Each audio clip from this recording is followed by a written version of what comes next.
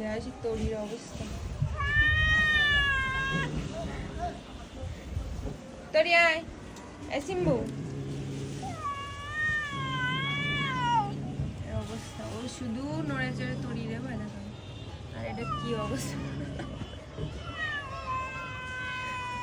ও ভয় দেখাচ্ছে। এই আর কাউরে পাও না, শুধু তরির উপরে এই দেখাও তুমি। হ্যাঁ